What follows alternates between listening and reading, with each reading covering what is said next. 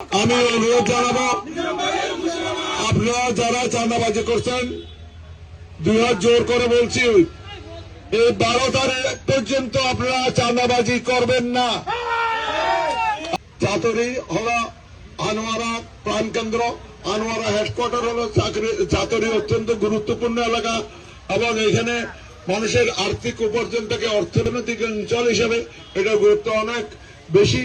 এবং এখানে একটা জিনিস আমি আজকে কিছুক্ষণ আগে আরেকটা অফিস উদ্বোধন করার সময় বলেছি, এখানে ভীষণভাবে চাঁদাবাজি নৈরাজ্য সন্ত্রাস চলছে।